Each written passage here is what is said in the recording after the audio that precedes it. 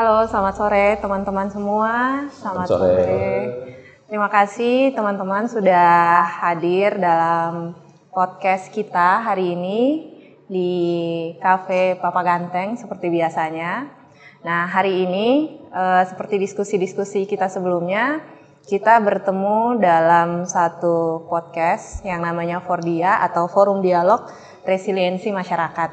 Yang mana Fordia ini adalah inisiatif ruang komunikasi dialog bertemu yang diinisiasi oleh Forum Penanggulangan Resiko Bencana Provinsi NTT untuk mempertemukan teman-teman yang bekerja di berbagai isu yang berkaitan dengan kerja-kerja atau inisiatif kebencanaan, itu juga termasuk kolaborasi-kolaborasi. Nah, di Fordia hari ini merupakan Fordia yang ke-8, jadi sebelum-sebelumnya itu sudah banyak tema yang diangkat. Dan tema hari ini mengangkat isu implementasi program Sekolah Asik, mewujudkan lingkungan pendidikan yang aman, sehat, dan inklusif. Nah, untuk tema implementasi program Sekolah Asik ini, hadir di depan kita 2 orang narasumber, teman-teman dari Yayasan Tanpa Batas atau biasa disingkat YTB, yang selama ini telah bekerja bersama masyarakat di beberapa lokasi. Tapi sebelum mereka kita berpindah ke 2 narasumber itu, izinkan saya memperkenalkan diri dulu. Nama saya Dina Soro. Saya pada sore hari ini yang akan memandu diskusi kita di Fordia yang ke-8. Mudah-mudahan diskusi kita sore hari ini bisa berjalan efektif dan nanti bakal ada tanya jawab. Kita akan menggali lebih dalam dari para narasumber dan nantinya akan membuka sesi diskusi untuk teman-teman. Nah, untuk tidak memperpanjang kata, karena saya sudah memperkenalkan diri gitu, alangkah baiknya juga kita berkenalan dengan 2 orang narasumber, dua-duanya dari Yayasan Tanpa Batas. Mungkin bisa dimulai dari kakak. Baik, selamat sore. Sore. Perkenalkan, nama saya Skana Sanam. Saya juga di Yayasan Tanpa Batas terlibat di proyek Mata Hati. Oke. Itu. Terima kasih Kak Skana. Selanjutnya. Ya, selamat sore Kak Dina dan teman-teman semua. Ya, saya nama lengkap Obertus Octavianus Wabang. Saya juga menjadi bagian dari tim program Sekolah Asik Mata Hati. Oke. Baik, jadi kita sudah berkenalan ya, Kak Skana dan Om Obertus, begitu ya kalau dipanggil. Ya. Supaya kalau di tengah jalan kalau ketemu bisa saling menyapa gitu ya, sudah tidak asing. Nah, Kak Skana, Om Obertus, kan ini tema kita soal implementasi sekolah asik. Nah, sekolah asik ini nih apa sih sampai disebut sekolah asik dan model sekolahnya ini seperti apa bedanya? Nah, mungkin bisa berbagi baik Kak Skana atau Om Bertus terkait kenapa sih sampai muncul istilah sekolah asik? Apakah berangkat dari ada isu atau persoalan gitu, atau memang sengaja dibuat supaya berbeda gitu dengan sekolah-sekolah lain? Ya, mungkin bisa dibagi kepada teman-teman atau kita semua yang di sini. Mungkin bisa terserah ini dari Kak Skana atau dari Om Bertus, silakan bisa berbagi. Biar beda. Oke, baik. Kenapa ini konsep kita kasih nama sekolah asik? Kita mulainya dari dia punya pokok pikir yang pertama itu awal direncanakan programnya namanya Sekolah Aman dan Inklusi. Sekolah aman dan inklusi dengan coach point itu adalah kesehatan mata. Kesehatan mata. Jadi setelah kita turun ke sekolah-sekolah dampingan, desa-desa dampingan, kita melihat dulu di sekolah-sekolah dengan poin yang tadi kita punya, yaitu sekolah aman dan inklusi. Nah, setelah kita buat program ini, kita juga bertemu dengan beberapa OPD yang ada di Kabupaten Kupang dan berdiskusi mengenai program ini baiknya seperti apa. Dan dengan program-program yang ada ini, jadilah ada beberapa pola pemikiran yang muncul setelah adanya diskusi, baik itu dari Dinas Kesehatan, Dinas Pendidikan, dinas sosial, ada juga BPBD yang akhirnya memunculkan ide untuk program ini kita ubah namanya dari sekolah aman dan inklusi berubah menjadi sekolah aman, sehat dan inklusi begitu.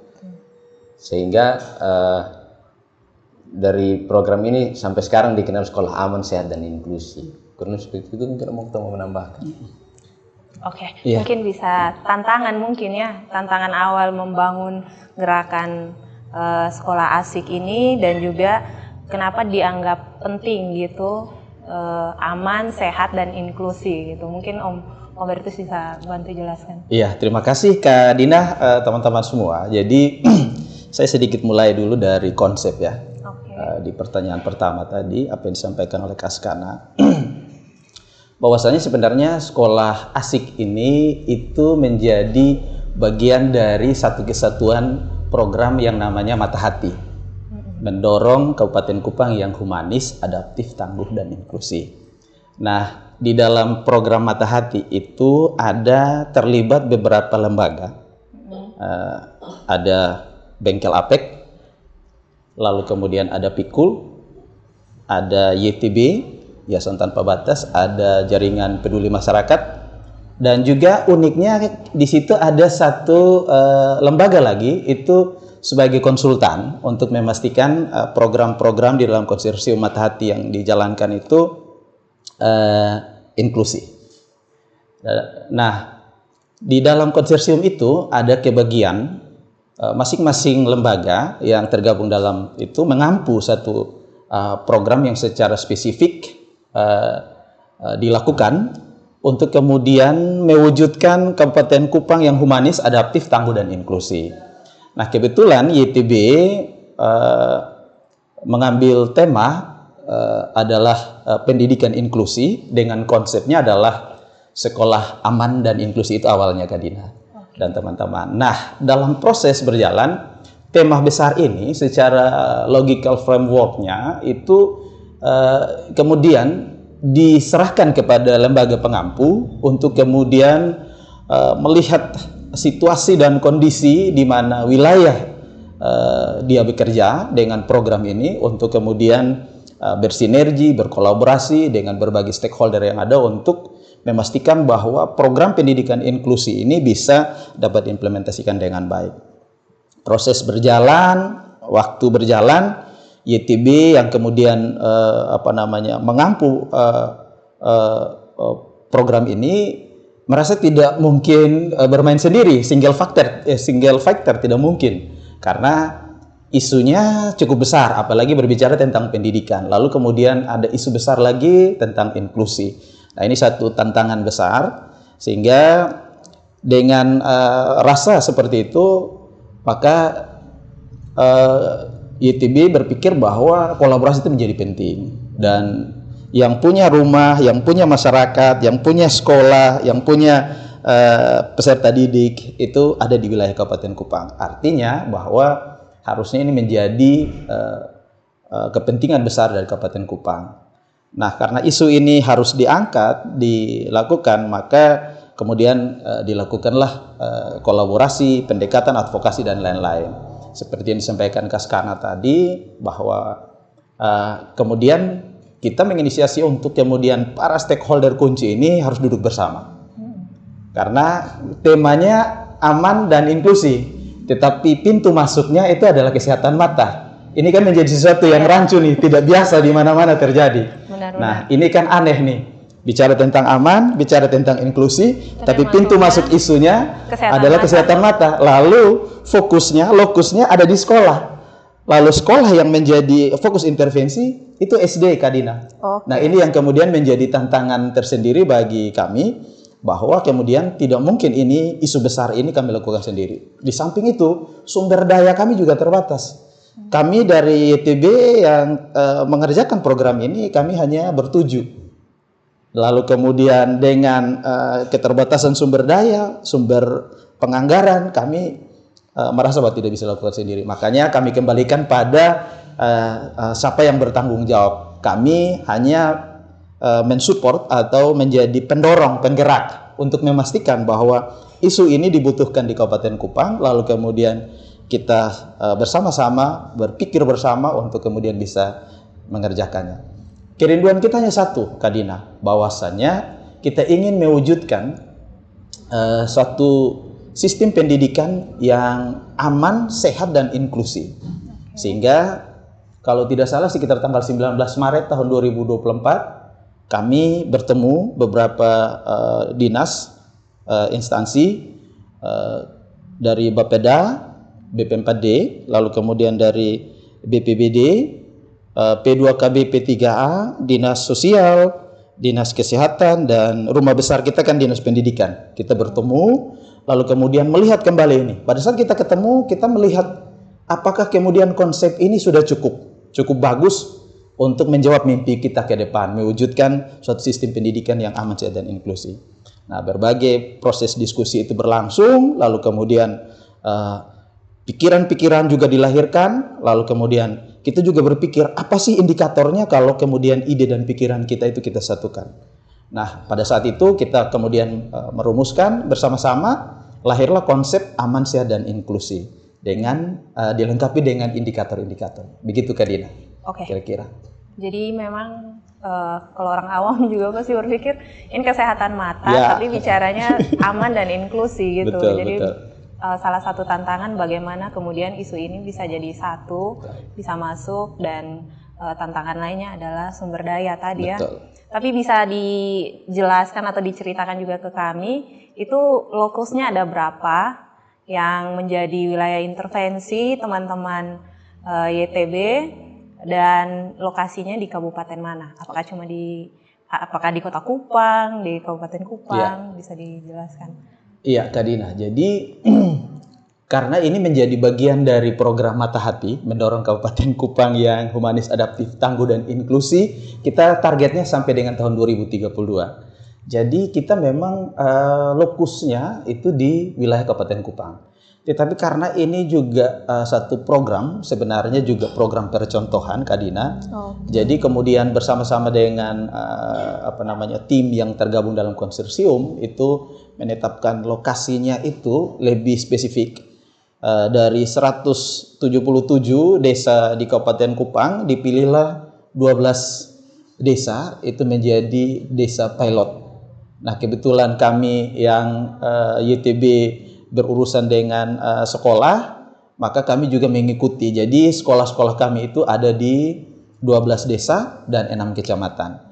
Uniknya adalah bahwa dalam pembagian wilayahnya itu ada beberapa pertimbangan. Ya, teman-teman dari Bengkel dan Pikul itu menjadi bagian yang cukup berproses bersama dari awal, Kak Dina, dan mereka menentukan wilayah itu ada di wilayah atas, itu semuanya ada di Amfoang, Kak Dina. Jadi ada Amfoang Tengah, Amfoang Selatan, dan Amfoang Barat Daya. Lalu kemudian selebihnya itu ada di wilayah dataran rendah, ada di Amarasi, lalu kemudian Kupang Timur, Kupang dan Kupang Tengah. Ya, itu lokus wilayah. Mungkin mau ditambahkan Kaskana, silakan. Iya. Dari 12 desa yang ada itu khususnya untuk sekolah asik itu ada 12 sekolah. Di wilayah Amfoang itu dari Amfoang Bardai itu ada SD Inpres Taen, ada SD Inpres Letkole, sedangkan di Amfoang Selatan itu ada SD Negeri Oel Banu, ada juga SD Negeri Fatu Pisa. Dan di Amfoang Tengah ada SD Negeri Kele, ada juga SD Negeri Fatu Monas. Ditambah lagi yang wilayah dataran rendah itu mulai dari Amarasi itu ada SD Oenoni, ada SD Negeri Oesena, terus di Kupang Timur ada SD Negeri Oelatimo, ada SD Gimi Tua Pukan, dan di Kupang Tengah itu ada SD Gimi Oel Puah, dan yang terakhir SD Gimi Oel Bubuk. Oel Bubuk. Oh, udah hafal semua ya, 12 sekolah. Hafal lah Kak Dina. Lokasinya juga jauh ya, Amfoang. Apalagi kalau musim hujan seperti itu kan sulit sekali untuk menjangkau sampai wilayah-wilayah sana. Nah, ini kan sekolah namanya sekolah aman, sehat, inklusif. Nah, kalau kata sehat mungkin orang sudah biasa mendengar. aman juga ya, mungkin bagi sebagian orang ini sudah banyak yang mendengar. Tapi inklusi ini kan salah satu kata yang bisa dibilang kan dia baru dikenal beberapa tahun ke belakang. Nah, ini kan kita masuk di wilayah desa, 12 desa. Nah, bagaimana tuh tantangan ketika pendekatan untuk program ini nih, untuk memperkenalkan inklusi kepada anak-anak contohnya, kemudian ke guru-gurunya sendiri nih, tenaga pendidik, pasti itu sesuatu yang menjadi tantangan juga. Mungkin bisa dibagi nih kakak-kakak yang bekerja di 12 desa ini. Kesana dulu, iya. Baik, kalau dimulai dari tantangan, yang tadi seperti dijelaskan tadi bahwa memang mengubah pola pikir masyarakat, terutama di sekolah, baik guru maupun siswa itu tidak mudah. Jadi kita mulai dengan diskusi-diskusi ringan untuk menjelaskan kepada guru-guru dan juga siswa bahwa kata inklusi itu adalah di mana kita melibatkan semua orang dengan latar belakang yang sama untuk ada di satu tempat dengan berusaha menggunakan bahasa sederhana yang ada di wilayah masing-masing.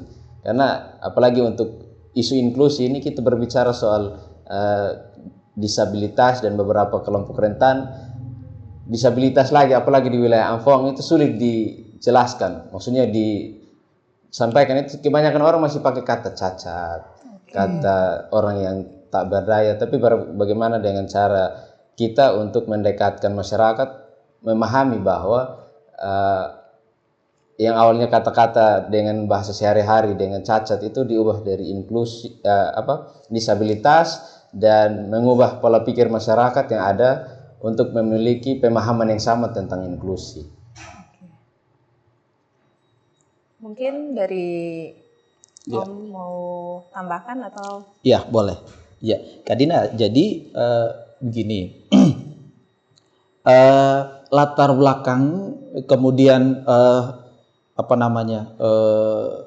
konsep ini disepakati menjadi konsep sekolah yang aman, sehat, dan inklusi. Sebenarnya ada ceritanya, Kak Dina. Jadi begini, kita di wilayah Kabupaten Kupang pada saat desain program ini sekitar tahun 2021, kebetulan teman-teman dari Bengkel dan juga Pikul yang cukup intens mengikuti proses itu, Kak Dina. Waktu itu dengan jumlah penduduk kita di Kabupaten Kupang sekitar 37 ribuan, ya. 37 ribuan dengan jumlah sekolah, khususnya sekolah SD itu ada sekitar 286 sekolah waktu mendesain proyek ini awal. Ya, lalu kita juga masih bergumul waktu itu terkait dengan kalau kita bicara tentang inklusi, artinya semua orang, khususnya kalau berhubungan dengan pendidikan, pasti semua anak dengan berbagai latar belakang itu harus diberi ruang yang sama untuk bisa mengakses sekolah ataupun pendidikan yang dia harapkan atau dibutuhkan di usianya. Nah, waktu itu Kak Dina kita berpikir bahwa satu fokus konsentrasi kita adalah bagaimana dengan anak dengan disabilitas. Nah, waktu itu berdasarkan data dari Dinas Sosial itu baru melakukan pendataan di 7 kecamatan. Nah, 7 kecamatan itu tercatat baru kurang lebih 377 orang yang tercatat di Dinas Sosial waktu itu, sekitar tahun 2020-2021. Itu anak atau orang dengan disabilitas yang ada di wilayah Kabupaten Kupang. Itu dengan berbagai ragam disabilitas. Nah, artinya bahwa dari 177 desa kelurahan di Kabupaten Kupang, kalau 7 yang baru terdata, artinya kurang lebih sekitar ada 170 desa dan kelurahan di Kabupaten Kupang yang belum teridentifikasi apakah ada orang atau anak dengan disabilitas di wilayah kita. Itu sebenarnya dasar pikir yang menjadi melatar belakangi konsep ini, Kak Dina.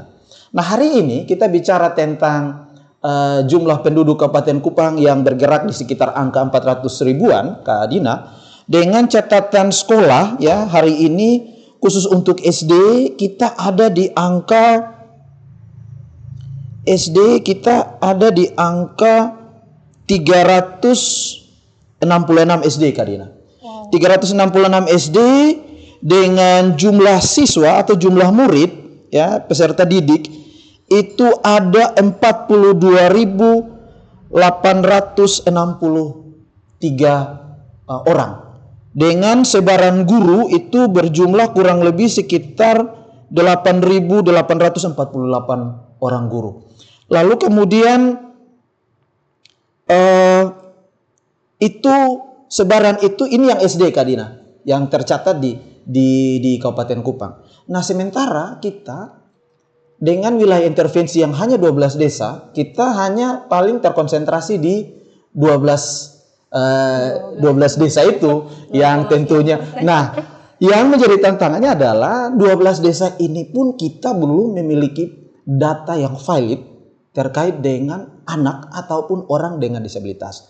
Sehingga ketika dalam proses awal mulai bergerak bersama-sama secara konsorsium, kita melakukan yang namanya rolling baseline. Artinya rolling baseline itu maksudnya semua lembaga yang dengan isu yang diampu, mereka boleh melakukan baseline, lalu kemudian secara bersama-sama kita akan saling melengkapi satu dengan yang lainnya. Nah, berdasarkan itu Kak Dina, sampai dengan hari ini kemudian kita mendapati kurang lebih sekitar ada 1.972 anak sekolah yang menjadi fokus intervensi kita yang tersebar di 12 sekolah yang tadi disebutkan oleh Kakak Skana itu Kak Dina. Jadi ada latar belakangnya di situ. Jadi ada kepentingan kita ya dari saudara-saudara, sahabat-sahabat kita, teman-teman kita dengan disabilitas yang sampai dengan hari ini belum tervalidasi keberadaannya. Dan yang juga kemudian yang menjadi miris bagi kami waktu itu adalah ketika melakukan pendataan awal, kami bahkan menemukan beberapa orang dengan disabilitas itu kemudian itu tidak bisa mengakses pendidikan, terutama sekolah Kak Dina. Nah, ini sangat disayangkan. Dan bersyukur kemudian dengan kondisi data awal ini kita bergerak, lalu kemudian kita memulai proses pendataan dan hari ini kita punya data-data yang cukup mumpuni untuk kemudian menjadi dasar kita mengintervensi terkait dengan program ini Kak Dina. Berarti kerja-kerjanya cukup berat ya? Cukup berat. Karena data cukup berat. Tadi datanya ada 377 desa gitu. Yang 177 Kak Dina, 177. Ya, maksudnya yang tercatat itu di 377, tapi yang 100 kalau tidak salah ya, 170 desa yang belum teridentifikasi. Artinya banyak juga anak-anak yang tadi belum bisa menjangkau pendidikan juga. Kemudian pendekatan dari guru-gurunya juga mungkin secara kapasitas ya, bagaimana caranya mendampingi atau mengajar anak-anak dengan kebutuhan khusus itu juga jadi tantangan tersendiri. Nah, ini kan di 12 desa dengan beberapa tantangan tadi yang sudah dibagikan oleh teman-teman YTB ini, itu kita mau tahu juga bagaimana tanggapan dari pemerintah juga sekolah ya setelah sudah berjalan sudah berapa tahun ya? 1,5 tahun. Nah, itu setelah berjalannya ini inovasi apa ya selain pendataan ya? Karena butuh inovasi-inovasi lebih untuk kemudian bisa menjalankan program ini sampai dengan 2032.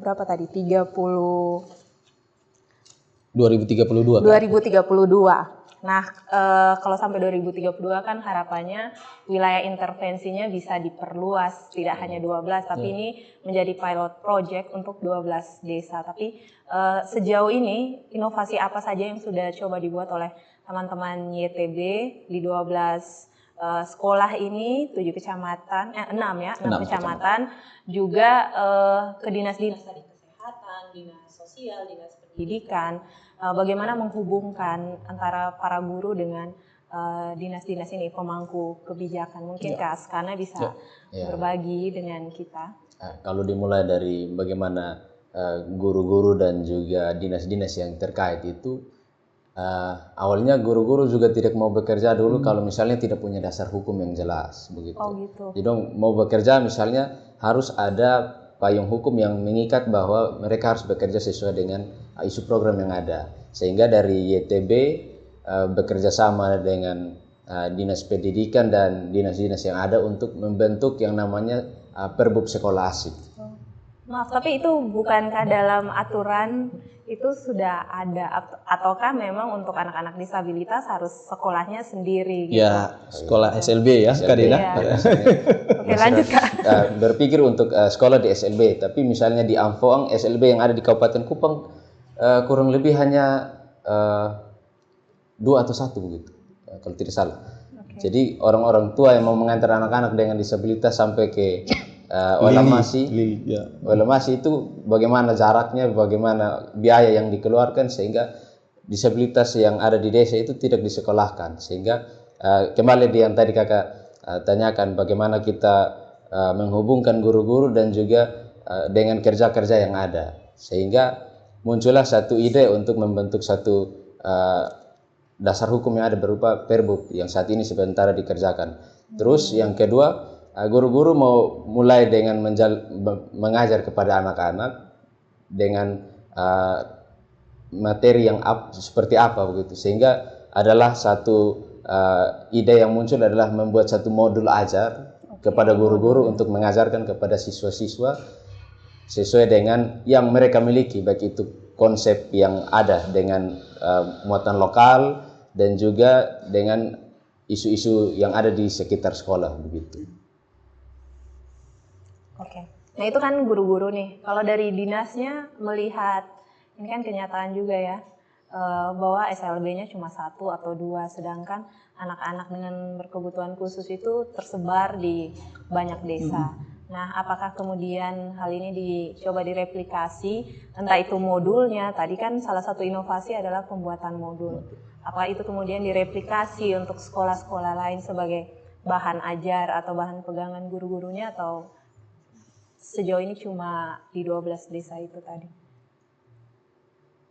untuk mereplikasi modul pembelajaran tadi? Iya, Kak Dina, untuk menjawab pertanyaan ini saya harus mulai dulu dari awal. Kita sedikit mundur.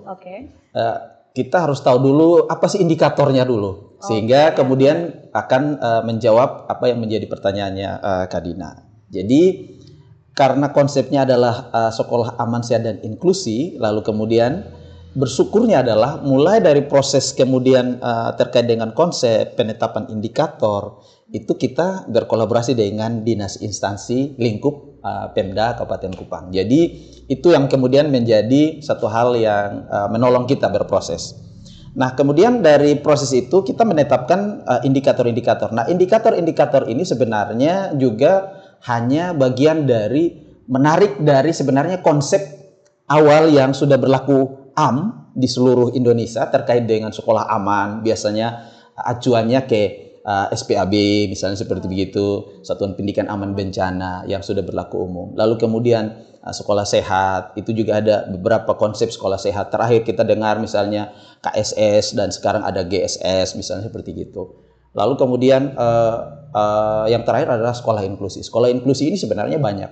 Nah, dalam konsep ini kita sebenarnya lebih ingin untuk mengintegrasikan, sehingga kemudian indikator-indikator dari apa yang menjadi indikator dari masing-masing konsep sekolah tadi yang saya sebutkan itu kemudian dijadikan dalam satu konsep indikator yang perlu kita capai. Kita selesaikan indikator-indikator ini, maka kita harapkan akan mewujudkan sekolah aman, sehat dan inklusi. Misalnya nih Kak Dina, misalnya terkait dengan aman, misalnya kita punya indikator cukup hanya ada 2, indikator aman secara fisik dan juga indikator aman secara sosial. Aman secara fisik, Kak Dina, nah ini yang menarik nih, ini ada 1, yaitu aman dari bencana. Bencana yang dimaksudkan di sini bencana alam, non alam maupun bencana sosial. Yang kedua, dari aman secara fisik ini indikatornya adalah, yang kedua adalah kita berharap sarana dan prasarana bisa tersedia secara baik, dalam arti kualitas fisik bangunannya itu tersedia cukup aman, cukup kuat begitu, sehingga anak-anak bisa bersekolah, tetapi juga secara kuantitas, secara jumlah itu cukup bagi peserta didik dan juga anak-anak usia sekolah. Kak Dina mungkin juga bisa baca berbagi perkembangan informasi di media bahwa hari ini di Kabupaten Kupang kita bicara tentang fisik sekolah itu menjadi sesuatu yang wow banget hari ini, isu yang cukup sensi begitu. Iya, iya Kak Dina. Nah, yang kedua, aman secara sosial itu kita lebih melihat bagaimana amannya dia di dalam ketika dia berproses di sekolahnya. Ada dia tidak dibully, misalnya lingkungan sekolahnya itu bebas dari asap rokok, dari ancaman misalnya minuman keras. Ya, kita juga pernah update informasi terbaru beberapa bulan yang lalu, ada salah satu atau beberapa orang guru dia selesai mengkonsumsi miras di luar sekolah, lalu kemudian saat dia mengajar dia melampiaskan itu ke anak-anaknya. Nah, ini juga hal-hal yang penting untuk kita antisipasi, makanya kita masukkan dalam indikator ini. Lalu kemudian ada indikator terkait dengan sehat. Itu kita cukup hanya 2 hal yang ingin kita wujudkan di situ. Yang pertama, sekolah itu bisa melakukan yang namanya trias UKS. Trias UKS itu mulai dari pendidikan kesehatan, pelayanan kesehatan, dan lingkungan sehat. Indikator yang kedua, kita rindu sekolah sehat yang kita maksudkan menjadi bagian dari sekolah aman yang terintegrasi ini, aman, sehat, dan inklusi ini. Dia juga mewujudkan namanya gerakan sekolah sehat. Gerakan sekolah sehat itu ada 5 indikator kecil yang harus di situ. Sehat fisik, sehat imunisasi, sehat lingkungan, sehat jiwa, dan satunya sehat imunisasi kalau tidak salah ya. Sehat fisik, sehat bergizi berkaitan dengan konsumsi asupan yang dikonsumsi oleh anak-anak. Jadi cukup 2 indikator itu saja yang berhubungan dengan sehat. Lalu kemudian inklusi kami sepakati, ini bukan kami sendiri ya Kak Dina ya, bukan hanya UTB, tapi ini dengan dinas instansi termasuk dengan Bapeda, BP4D. Jadi kita sepakati indikatornya hanya ada 2, yaitu di indikator inklusi, pertama semua anak usia sekolah dengan berbagai latar belakang yang ada di wilayah intervensi kita, lebih luas lagi di seluruh wilayah Kabupaten Kupang, itu dengan latar belakang apapun dapat diterima dan belajar di sekolah-sekolah yang kita intervensi. Sekolah-sekolah yang kita intervensi itu kita jauhkan pemikiran dari yang namanya sekolah SLB. Ini sekolah-sekolah reguler yang kita berharap kita tingkatkan kapasitas gurunya, kita tingkatkan kapasitas sekolahnya secara fisik, lalu kemudian kita dorong kapasitas pembelajarannya lebih inklusi, maka bisa menjawab kebutuhan latar belakang anak-anak dengan disabilitas atau dengan latar belakang apapun mereka bisa mengakses sekolah itu. Indikator yang kedua di inklusi, Kak Dina, kita ingin supaya menjawab itu, maka kapasitas guru-guru yang ada di sana, baik itu guru maupun tenaga kependidikan, itu memiliki kapasitas yang cukup untuk bisa berinteraksi sekaligus mengajar anak-anak dengan berbagai latar belakang tadi, Kak Dina. Nah, kalau indikator-indikator ini bisa terjawab, maka kami dan kita semua sedikit punya keyakinan bahwa akan terwujud yang namanya sekolah aman, sehat, dan inklusi. Ya, kira-kira begitu, Kak Dina. Oke, terima kasih. Berarti sekolah asik ini dia berlandaskan beberapa indikator tadi, tapi indikator yang kemudian bisa diterapkan di 12 desa. Nah, kita juga mau tahu, kira-kira di sekolah asik ini selain pihak sekolah, pemerintah kabupaten itu tadi, kira-kira ada pihak lain tidak yang ikut terlibat? Karena untuk mewujudkan sekolah asik aman, sehat dan inklusi ini, apalagi dengan indikator-indikator tadi, pastinya tidak cuma dinas dan teman-teman YTB kan, tapi lokus di mana teman-teman bekerja gitu, apakah dari desa, contohnya ada pendanaan kah, ataukah kemudian dari, karena tadi bilang sosial ya, dari gereja, dari pokoknya organisasi di level kecamatan atau desa itu, apakah juga ikut dilibatkan? Karena untuk membangun perspektif inklusi aman sehat itu kan pastinya harus melibatkan banyak pihak tadi. Mungkin sekarang silakan. Oke.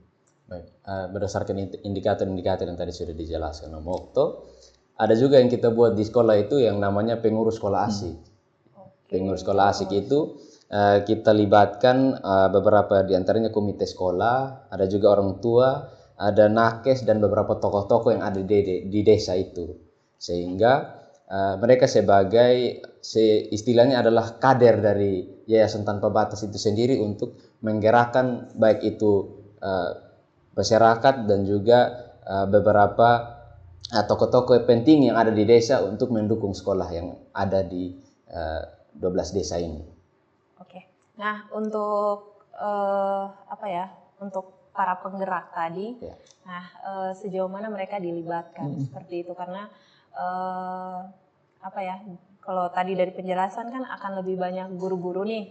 Kalau tadi tenaga kesehatan contohnya itu mereka apakah mencoba memeriksa kesehatan, membantu di bidang itu kah saat diperlukan, ataukah kemudian dalam setiap proses intervensi teman-teman di sana juga mereka juga aktif sehingga membentuk satu ekosistem baru yang bisa menggerakkan komunitas dan juga bisa menjadi suatu saat komunitas ekosistem baru ini bisa menjadi pembelajar baru buat desa-desa atau wilayah intervensi lain gitu. Oke. Untuk yang dari Nakes itu senantiasa setiap kita buat kegiatan di desa itu mereka mendukung kita dengan beberapa program yang ada, misalnya pemeriksaan mata dan juga ada program-program dari puskesmas yang rutin dilakukan di sekolah, misalnya pemeriksaan dasar bagi siswa baik mata, gigi dan juga kebersihan personal dari dari siswa itu. Terus ada juga dari tokoh-tokoh agama dalam hal ini untuk mendukung adanya nasihat secara rohani yang ada di sekolah.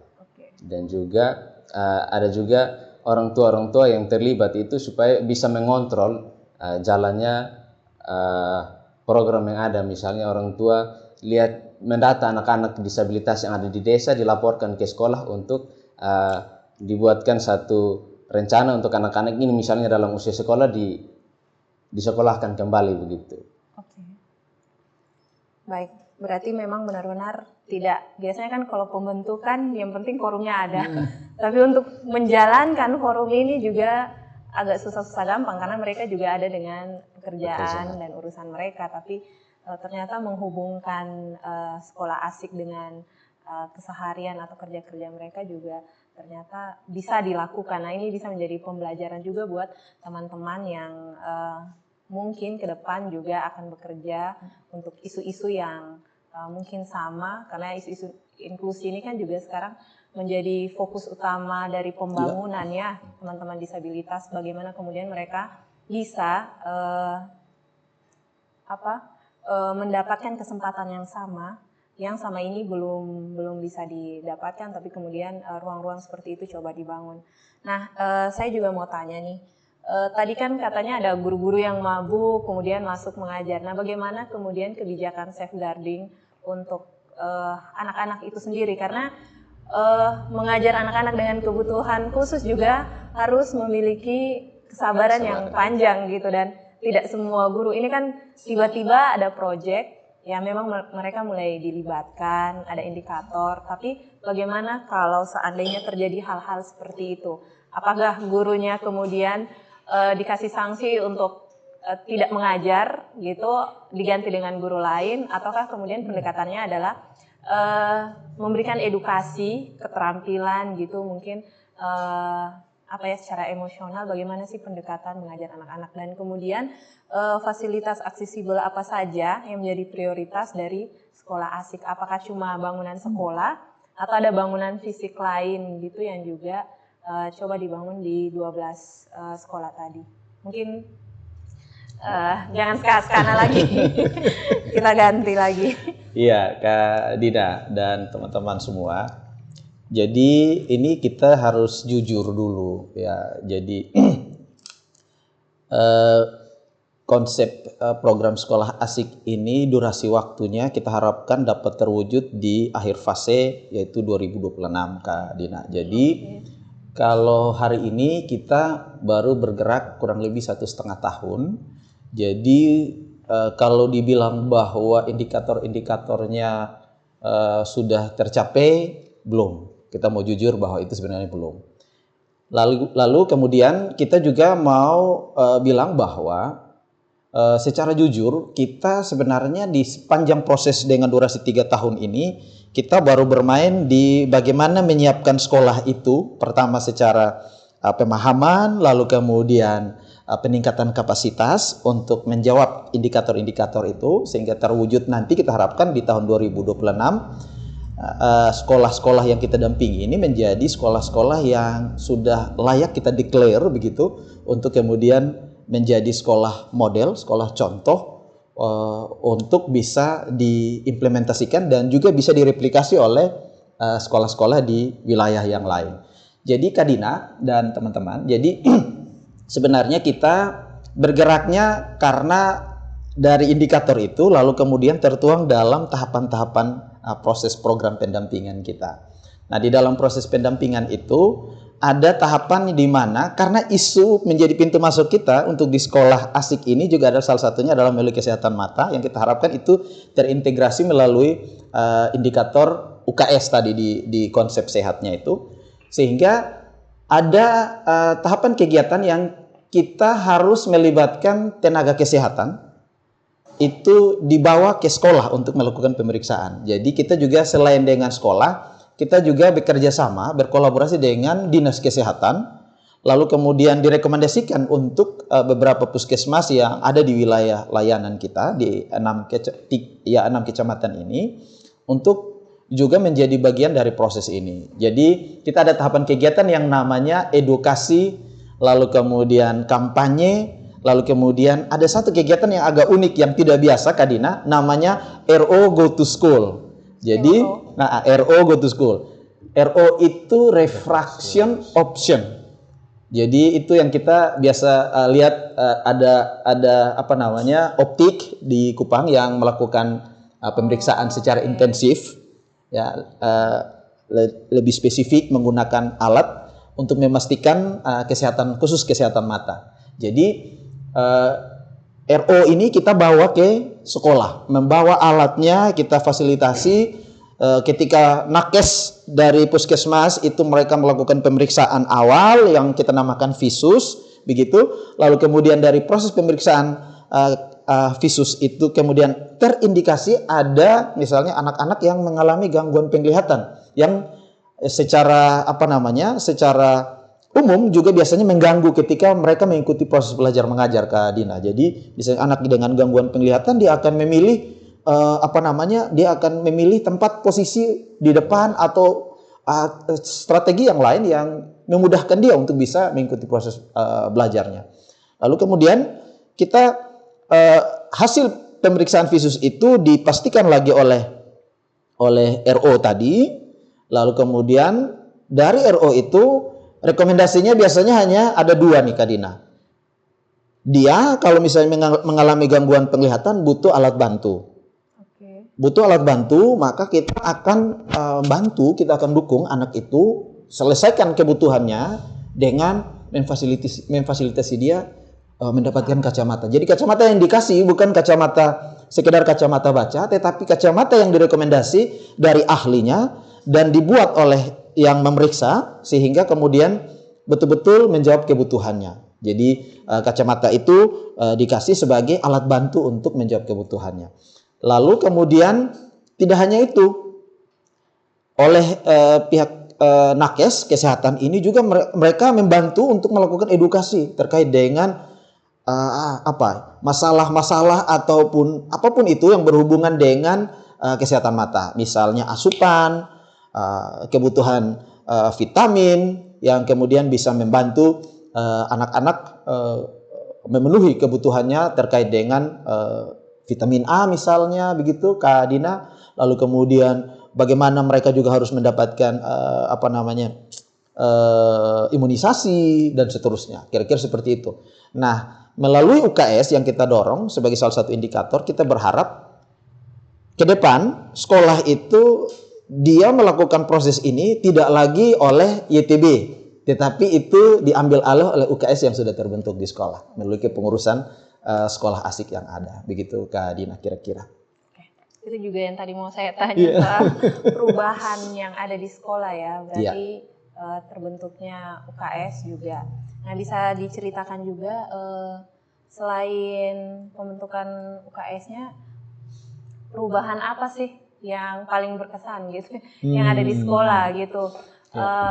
Karena satu perubahan kecil kan bisa menjadi pemantik untuk perubahan-perubahan perilaku dalam proses pendidikan ke depan. Mungkin ada satu atau dua cerita yang dianggap sukses lah yang bisa dibagi kepada kita. Kemudian untuk safeguarding tadi belum diceritakan. Nah, bagaimana teman-teman dari YTB menanggapi kasus kayak guru sebelum mengajar dia minum alkohol. Kemudian bagaimana peran dari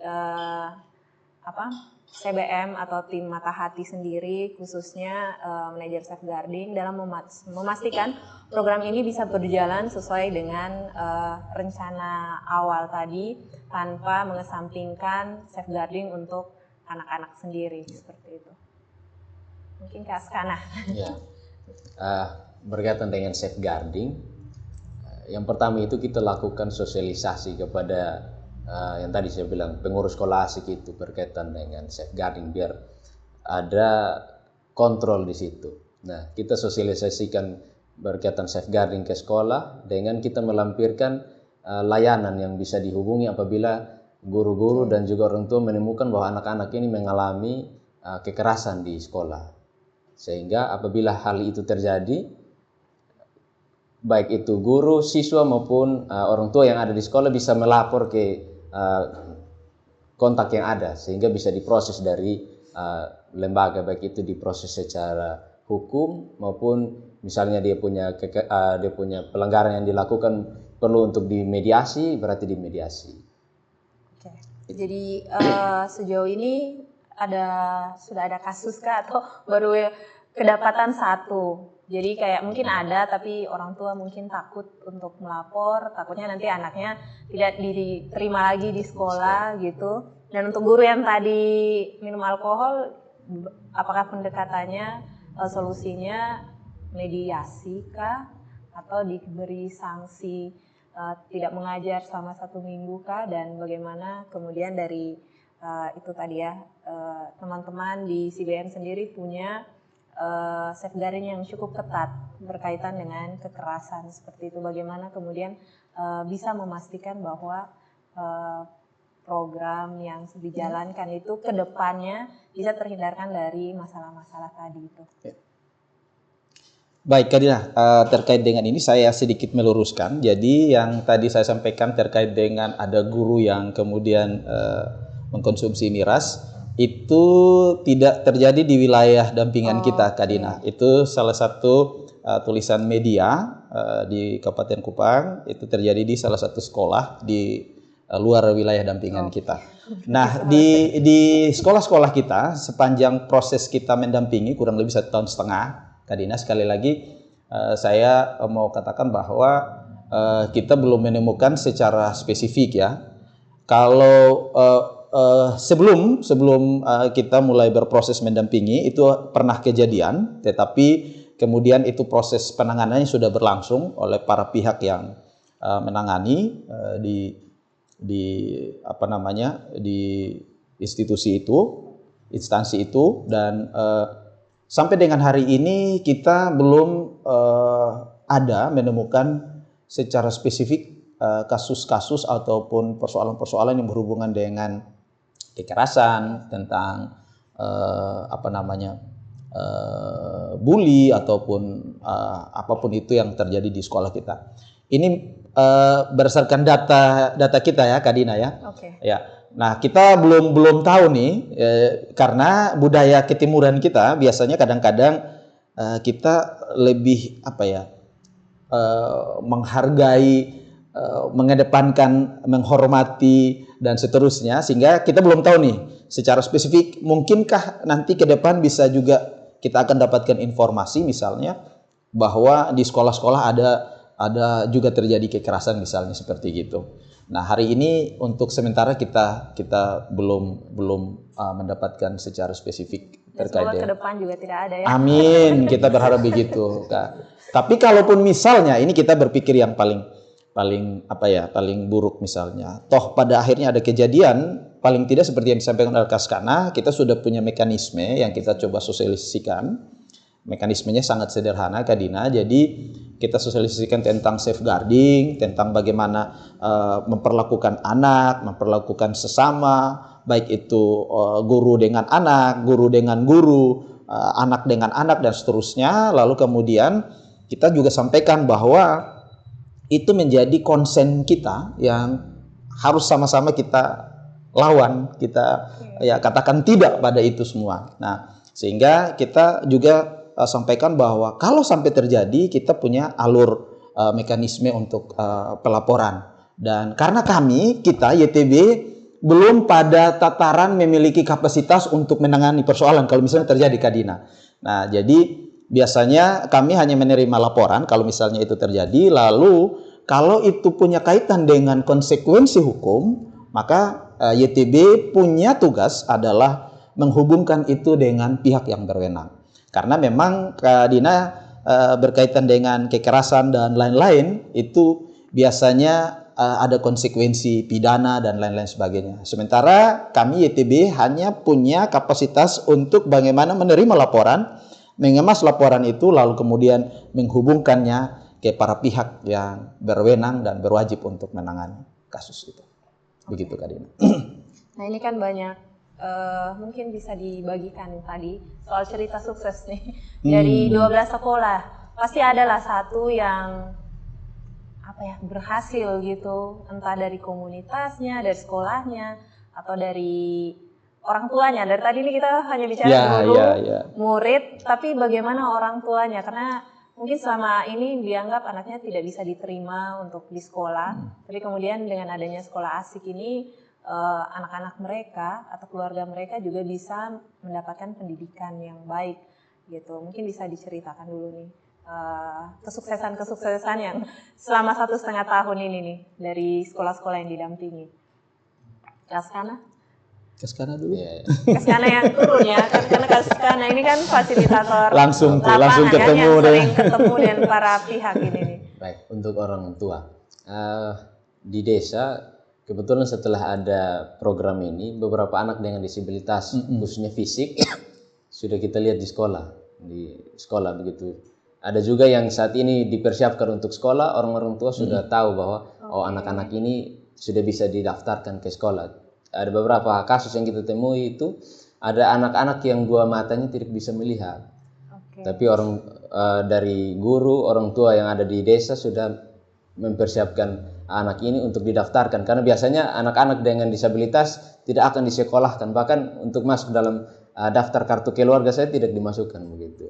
Sehingga beberapa waktu yang lalu itu ketika ada anak-anak yang sudah siap untuk masuk dalam usia sekolah, orang tua ini sudah memberi edukasi pendekatan dengan keluarga untuk disekolahkan, karena menyampaikan bahwa semua anak yang ada ini memiliki hak yang sama untuk mengakses pendidikan. Karena banyak, kalau kita baca kan banyak orang tua juga yang tidak bisa menerima kondisi anaknya. Jadi ketika ada ruang-ruang yang harusnya, hak-hak yang harusnya didapatkan itu tidak terjadi. Tapi sekarang orang tua dengan kesadarannya ya, ketika melihat ada sekolah asik, akhirnya mendaftarkan anaknya untuk bisa mendapatkan pendidikan. Juga tadi saya mendengar dari teman-teman yang bekerja di beberapa desa itu juga soal hak untuk mendapatkan identitas. Iya, betul sekali. Nah, itu mungkin bisa ceritakan apakah memang sebelumnya ada berapa banyak sih anak-anak yang kemudian bisa mendapatkan identitas kayak kartu biasa kalau lahir biasanya akte kelahiran gitu. Apakah itu juga yang sebelumnya tidak ada menjadi ada, berapa banyak? Nah, itu kan sebenarnya ini sukses ya. Karena akhirnya diakui oleh keluarganya dulu nih. Bahwa sekalipun dia disabilitas, tapi dia juga harus mendapatkan hak yang sama, dan kemudian mereka juga memiliki harapan-harapan untuk anak-anaknya. Gitu. Kalau ini programnya konsorsium, jadi ada beberapa informasi-informasi berkaitan dengan disabilitas, terkhususnya kemarin Pikul itu punya yang namanya FP2D kalau tidak salah. FP2D itu Forum Penyandang Disabilitas Desa. Nah, dari FP2D ini berupaya untuk mendata-data disabilitas yang ada di desa yang belum memiliki data dasar, dalam hal ini KTP, akta kelahiran, kartu keluarga, dan lain-lain. Sehingga dari disabilitas-disabilitas ini yang menjadi panitia yang mengundang dinas atau pencatatan sipil untuk ada di desa untuk melakukan perekaman identitas baik keluarga yang baru menikah maupun dengan disabilitas yang selama ini belum terdata secara kependudukan di kabupaten gitu. Sehingga FP2D ini yang membantu sehingga anak-anak, orang dewasa maupun dalam hal ini disabilitas terdata di desa untuk memperoleh data dasar dari pencatatan sipil. Oke, jadi sudah mulai dibuka yang tadi ya, mendekatkan pelayanan. Mendekatkan pelayanan. Saya rasa juga dinas-dinas juga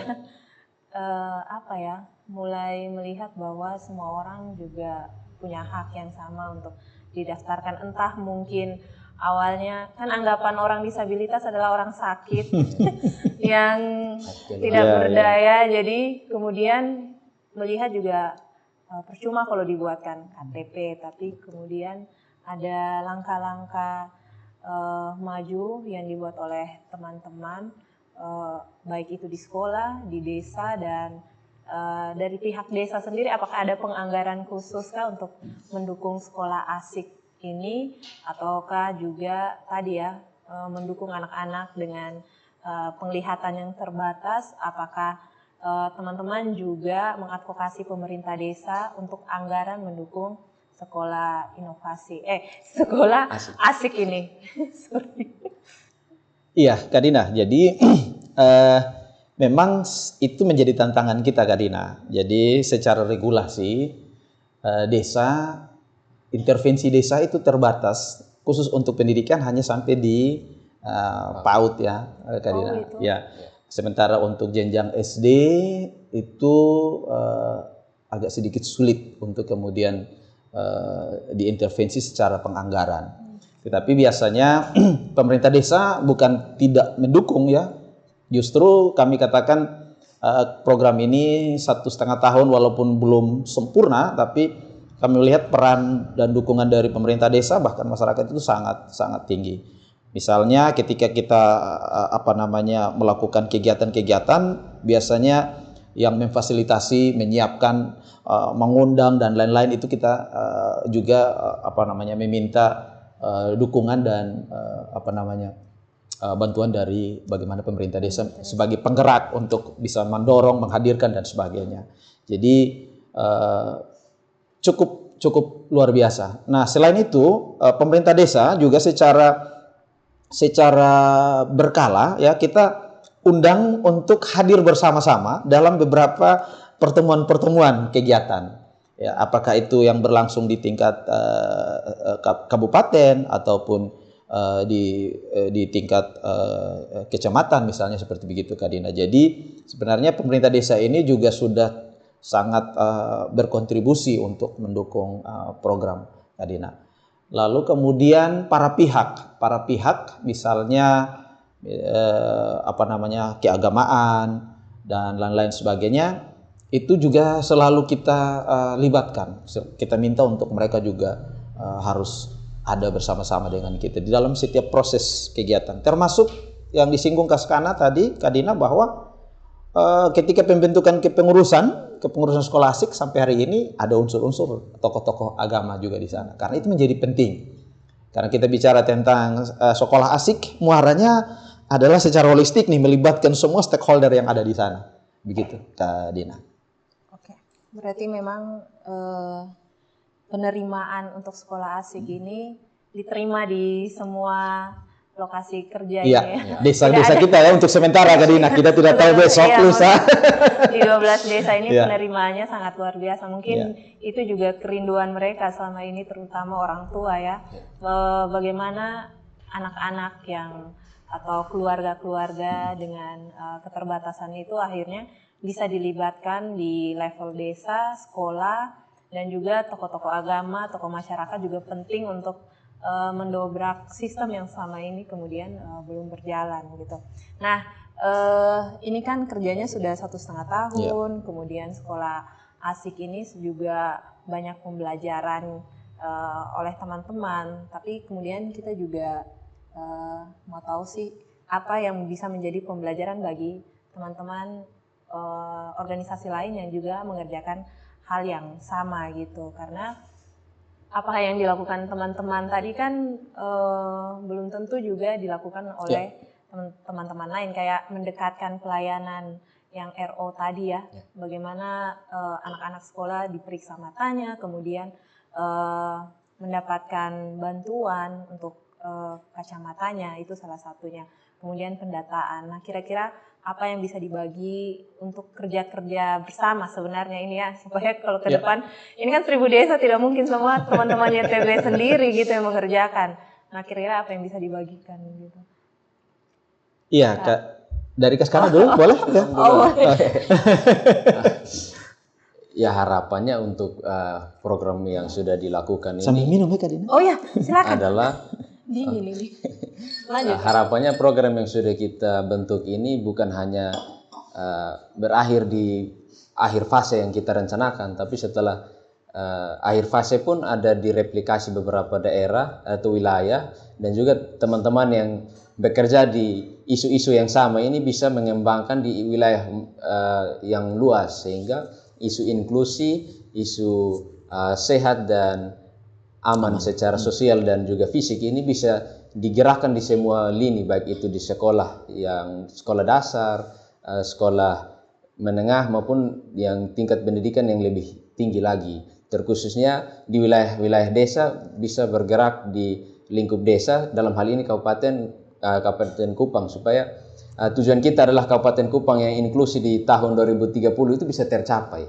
Kurang lebih seperti itu. Amin ya, itu harapan semua orang. Amin. Karena Kabupaten Kupang merupakan salah satu wilayah yang sangat luas. Desa-desanya juga banyak yang berbatasan dengan Timor Leste lah, dengan TTS, TTU. Menjangkau wilayah-wilayah itu juga tidak mudah seperti itu. Jadi mungkin itu salah satu yang bisa dibagikan ya, soal bagaimana sih caranya kegiatan tetap jalan sedangkan lokasi kerjanya begitu jauh gitu. Mungkin Om Obertus mungkin bisa sharing pembelajaran. Kak Dina, pembelajaran menariknya begini. Kita lakukan secara konsorsium. Lalu kemudian pembagian wilayahnya juga menarik nih.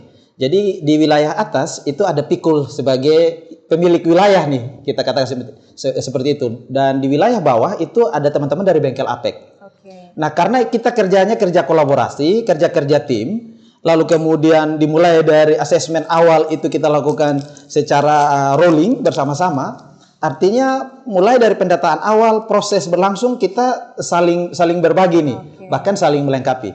Misalnya di wilayah bawah katakanlah yang menjadi wilayah fokus intervensinya teman-teman dari bengkel. Kami cukup terbantu dengan apa yang dilakukan oleh teman-teman dari bengkel APEK Kadina misalnya.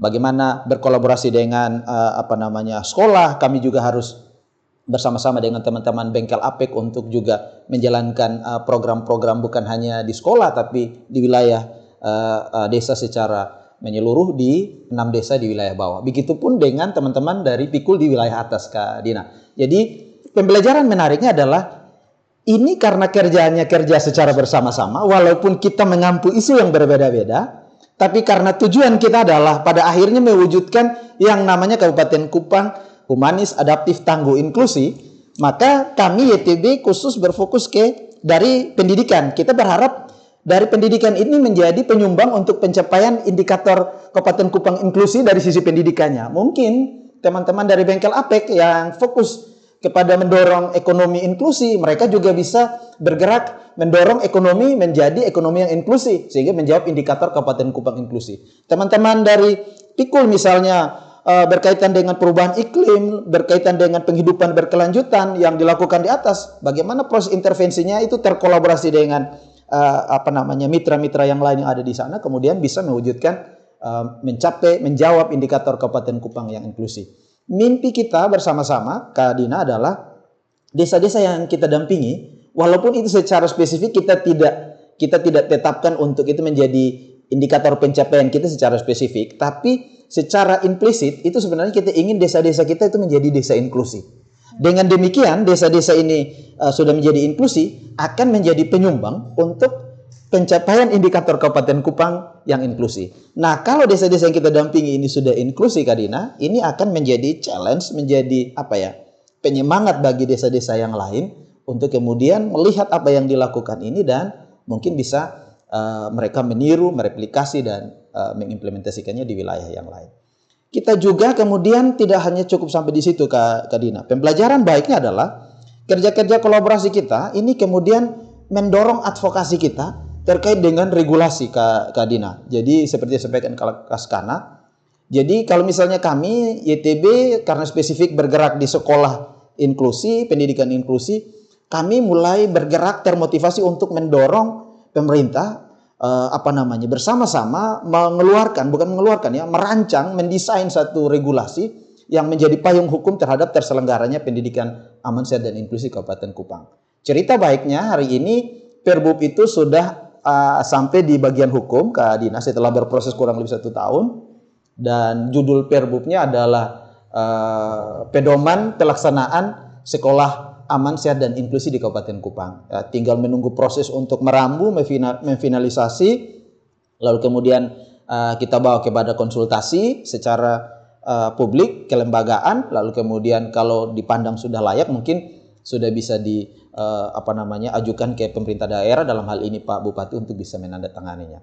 Selain itu, teman-teman yang lain yang juga menjadi mitra bersama-sama di 2 wilayah ini, mereka juga bergerak mendorong berbagai hal-hal yang berhubungan dengan kebijakan. Misalnya berhubungan dengan mendorong kebijakan tentang desa inklusi dan seterusnya. Lalu kemudian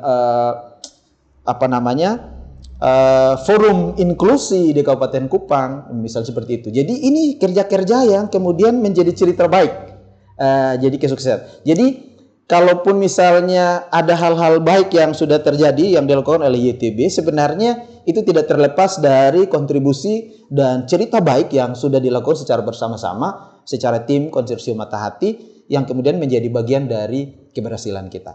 Kita juga mau jujur katakan bahwa hari ini kita belum bisa cerita banyak, Kak Dina, ya. Karena kita baru bergerak 1,5 tahun. Ya, kita baru bisa melihat tanda-tanda perubahan. Kita belum bisa mendeklar itu bahwa ini sudah berhasil, dan karena cerita hari esok dengan kondisi hari ini, Kak Dina juga mungkin tahu, tiba-tiba secara pemerintahan kebijakan untuk anggaran itu dikurangi, ya, istilahnya itu. Jadi ini juga mempengaruhi kita dalam proses untuk mewujudkan keberhasilan kita untuk mencapai hal-hal yang kita inginkan. Tapi kita tetap bersemangat. Ada satu kata-kata motivasi yang disampaikan oleh seseorang motivator yang begitu luar biasa yang menginspirasi kami, terutama saya secara pribadi, bahwasanya kesuksesan yang terindah, yang terbaik itu bukan bicara tentang berapa banyak yang kita capai, tetapi ataupun berapa besar yang kita mampu raih. Tapi kesuksesan yang terindah, kesuksesan yang terbaik itu adalah mencapai hal-hal yang bagi kebanyakan orang di luar sana adalah sesuatu yang mustahil, sesuatu yang tidak mungkin. Nah, itu yang kemudian menjadi pendorong, penggerak bagi kami untuk kami bergerak. Kami tahu bahwa isu-isu yang kami dorong ini adalah isu-isu yang cukup baru, menantang, dan kebanyakan orang di luar sana menganggap bahwa ini tidak mungkin. Tapi dengan semangat ini, dengan apa yang kita punya, dengan durasi waktu yang juga masih tersisa bagi kita, dengan semangat kolaborasi yang sementara terbangun, kita yakin bahwa kita akan sampai ke tujuan, walaupun mungkin tujuannya tidak sempurna, tetapi kita akan sampai ke tujuan itu. Kira-kira seperti itu, Kak Dina. Mudah-mudahan ini bukan closing statement, ya. Makanya itu juga. Ini arah-arahnya sudah mau closing statement. Tapi itu sebentar. Ini kan kita sudah banyak diskusi hanya bertiga nih. Siap. Nah, ini ada teman-teman juga yang datang, yang kalau mau dilihat juga banyak yang ada juga yang bekerja di Kabupaten Kupang, ada juga yang bekerja isu disabilitas, inklusi, ada untuk orang muda. Nah, teman-teman, dari diskusi kita tadi mungkin ada yang ingin bertanya langsung ke teman-teman YTB. Teman-teman silakan bertanya ataupun mungkin mau sharing pengalaman juga bisa ya, tidak harus bertanya tapi bisa sharing pengalaman teman-teman di berbagai tempat yang mungkin dari kendala-kendala yang teman-teman hadapi bisa didiskusikan dan bisa mendapatkan solusi terbaik untuk kerja-kerja kita masing-masing. Mungkin ada di antara teman-teman yang ingin sharing atau bertanya, penasaran dengan kerja-kerja teman-teman di sana, kayak apakah tinggal di sana kah, pernah dikejar orang kah, ataukah saat musim hujan menyeberang jalan itu bagaimana, ataukah pernah antar orang bawa orang dari sana ke Kupang, kendala-kendalanya seperti apa? Mungkin teman-teman silakan bertanya mumpung kita ada di suasana diskusi ini. Silakan untuk Kak Askana atau ke Om Obertus, tapi jangan ke saya ya, karena saya tidak bisa, saya juga akan lempar ke dua orang ini.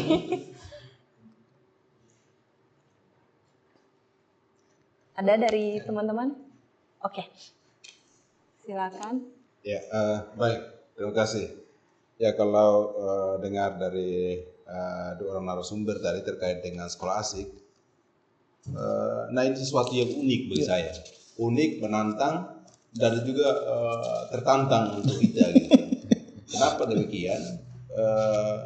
Saya mulai dari regulasi. Ngomong soal regulasi yang berhubungan dengan sekolah asik itu belum ada. Karena kalau ngomong asik, ngomong aman, sehat, lalu inklusi itu belum ada gitu. Tapi bagi saya ini sesuatu yang baik gitu. Kita bisa mendorong pemerintah agar juga bisa menggabungkan ini gitu tuh.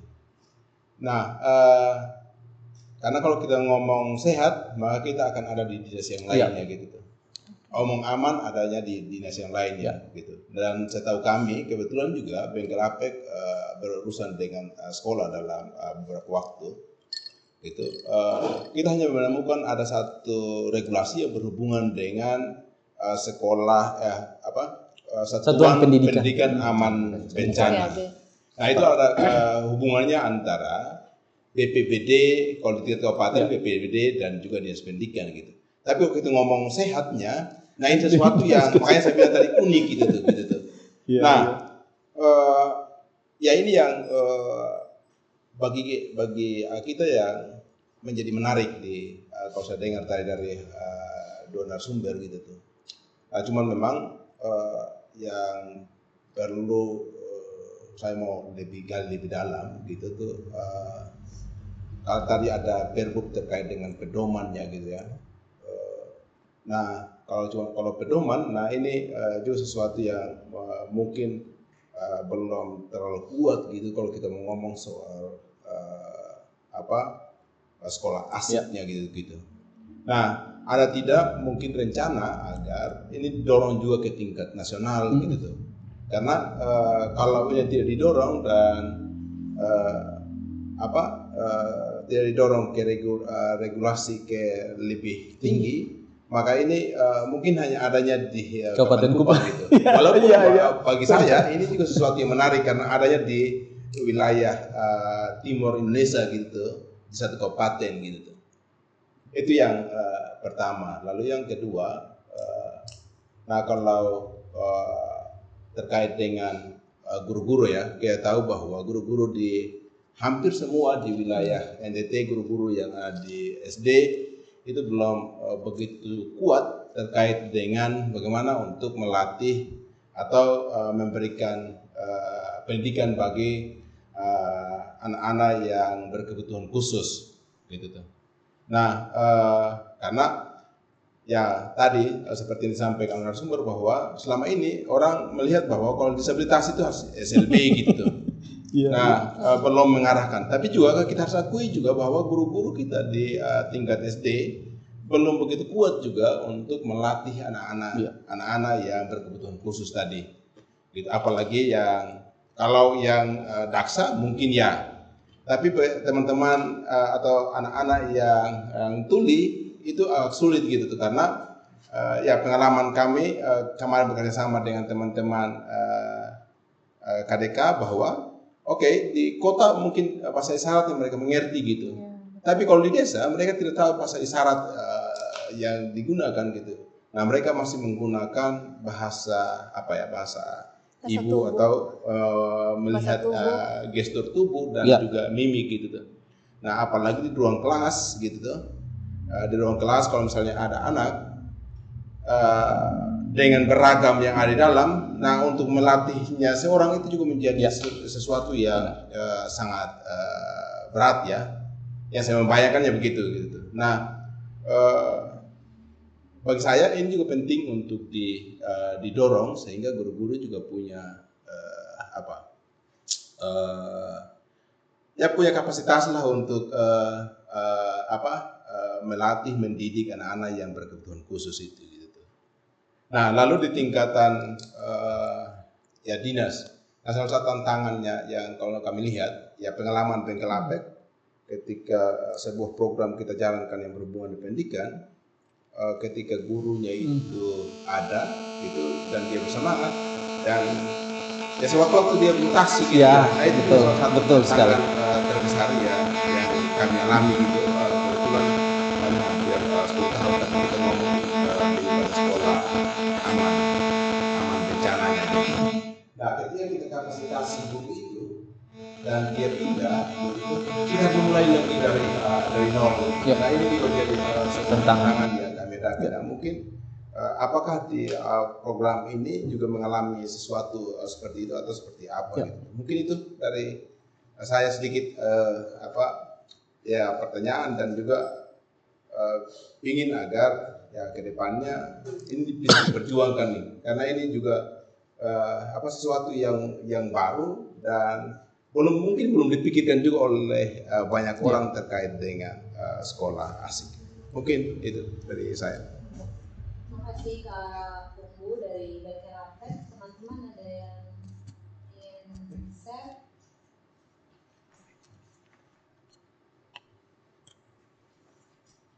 Baik, selamat sore untuk kita semua.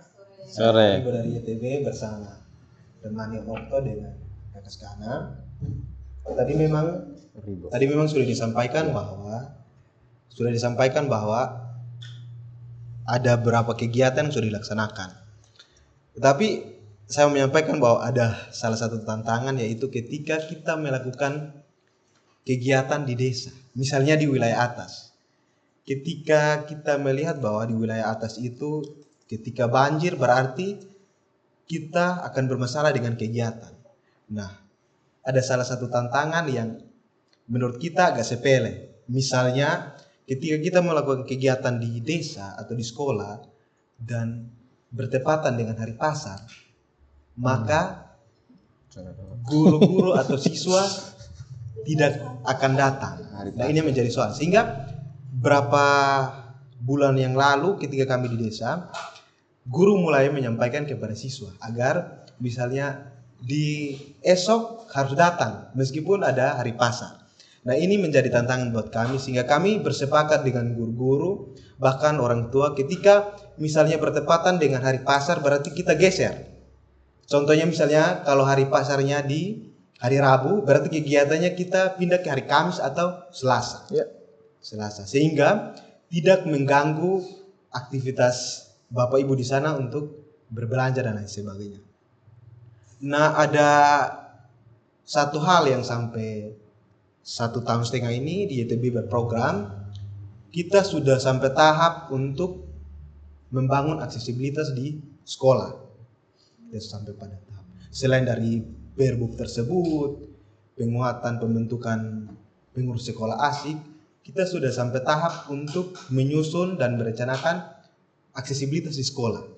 Nah, aksesibilitas di sekolah ini ya kita harap bahwa ketika anak-anak dengan disabilitas, netra maupun fisik, dia dapat bersekolah di situ. Yang kita bekerja sama untuk membangun aksesibilitas seperti penghubung antar selasar, bidang miring, sehingga bisa akses. Misalnya contoh ketika teman-teman dari Garamin dengan kami melakukan misalnya ada kegiatan di sekolah, ketika mereka mengakses sudah lebih baik. Mereka menggunakan tongkat maupun yang menggunakan kursi roda, mereka bisa mengakses dengan baik. Ketimbang sebelum yang misalnya tangganya hampir 1 meter, itu agak susah untuk kita mengaksesnya.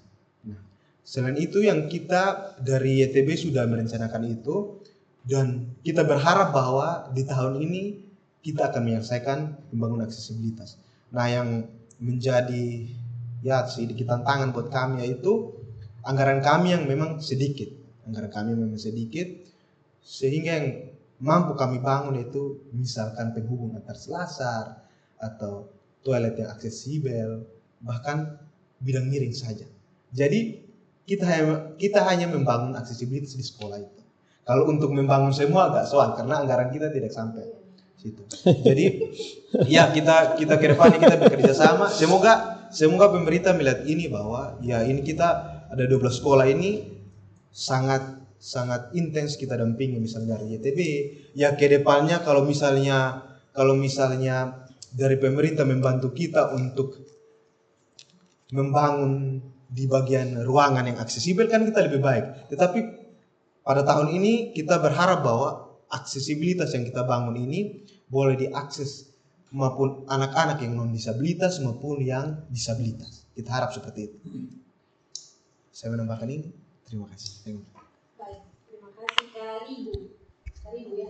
Oke, 2 penanya. Oh, sorry. Harus pakai ini ya supaya suaranya terekam. Ya lah. Tes. Sudah Kak? Oke. Terima kasih untuk Kak Umbu dan juga Kak Ribu. Ini juga tadi sempat terpikirkan juga sih. Tadi dari Kak Umbu tuh 3. Ya. Ada keinginan tidak untuk mendorong ke level nasional selain peraturan gubernur ya. Kemudian peraturan bupati sorry. Ya kita berdoa juga ada di level provinsi juga. Amin. Tapi ada keinginan tidak untuk mendorong ke level nasional. Kemudian salah satu masalah juga soal guru-guru belum kuat untuk pendidikan inklusi. Nah itu bagaimana sih trik-triknya, strategi peningkatan kapasitas guru sejauh ini? Kemudian satu soal yang di birokrasi soal mutasi. Nah itu juga karena mau bicara anggaran, kemudian guru-guru juga seringkali dihadapkan dengan permasalahan tak terduga ya kayak gitu. Itu bagaimana pendekatan dari teman-teman strategi ke depan. Kemudian dari Kak Ribu tadi ternyata sudah banyak pembangunan bangunan fisik kayak bidang miring untuk ragam disabilitas karena teman-teman disabilitas tidak hanya jarak penglihatannya saja yang terbatas, tapi juga ada yang menggunakan tongkat, kursi roda seperti itu sudah dibangun beberapa dan juga ini sebenarnya saya juga ingin bertanya, apakah di luar dari desa dan pemerintah kabupaten pernah mengajak teman-teman kayak teman-teman yang mengajar bahasa isyarat untuk mengajar guru-guru mungkinkah ada, kemudian teman-teman forum disabilitas yang di Kabupaten Kupang. Nah, mungkin bisa dimulai dari Kak Skana duluan Kak. Oke. Baik, kalau berbicara soal peningkatan kapasitas guru-guru dalam hal ini untuk mengajar, sejauh ini kita sudah buat beberapa kegiatan baik itu berkaitan dengan penggunaan bahasa isyarat maupun audiovisual. Yaitu kita kerjasama dengan komunitas Tuli Kupang, ada juga dengan Pertuni NTT, sehingga menjadi narasumber untuk memberi edukasi kepada guru-guru bagaimana kita mengajar anak-anak dengan disabilitas. Tapi kita juga harus sadari bahwa peningkatan kapasitas ini bukan hanya sekedar sekali dan dia bisa sampai selesai dengan baik, tapi dia harus berkala dilakukan peningkatan kapasitas baik mau refresh ataupun melibatkan guru-guru ini terus-menerus. Yang sejauh ini guru-guru lakukan adalah yang sebelum kita lakukan peningkatan kapasitas adalah guru-guru ini mengajar dengan metode yang bisa mereka jelaskan kepada siswa, sehingga pada akhirnya kita undang untuk ikut dalam pelatihan yang ada. Guru-guru juga sudah mulai memahami dan juga kita bekali dengan beberapa petunjuk sederhana yang bisa digunakan di sekolah. Oke. pernah tidak bekerja sama dengan pihak kampus, misalnya Undana kan ada PGSD, apakah pernah melakukan kerjasama gitu, karena mereka kan menjadi guru nih, FKIP, besok-besok pasti akan mendapat tantangan seperti itu dengan akademisi. Itu pernah. Sejauh ini harapan kita untuk melibatkan dari pihak kampus itu ada, tapi sampai hari ini belum kita libatkan dari pihak kampus. Oke, jadi masih fokus ke guru-gurunya tadi. Oke. Soal kebijakan tadi yang dari Kaumbu untuk di level nasional, provinsi, kemudian mutasi-mutasi kayak Iya, terima kasih Kak Dina, terima kasih sahabat saya Om Umbu. Ya, saya tahu Om Umbu ini juga menjadi bagian kita bergumul bersama, berjuang bersama-sama di Kabupaten Kupang. Ya, tapi menjadi menarik apa yang disampaikan oleh Pak Umbu. Memang mimpi kita memang apa yang menjadi gerakan kita, terutama bagaimana mengadvokasi terkait dengan regulasi, itu jangan hanya sampai di level kita. Memang benar yang disampaikan oleh Pak Umbu, bahwasanya memang sampai hari ini, kalau regulasi yang berhubungan dengan parsial atau masing-masing isu, itu ada. Malah itu menjadi acuan kita hari ini. Katakanlah misalnya terkait dengan isu aman, dalam sisi kebencanaan, kita juga tetap mengacu pada misalnya Undang-Undang 24 tahun 2007 tentang penanggulangan bencana, dan ada regulasi-regulasi turunannya. Nah, ini untuk menjawab kebutuhan kita terkait dengan isu sekolah aman. Kak Dina, selain itu juga memang bukan hanya masalah regulasi, Kak Dina.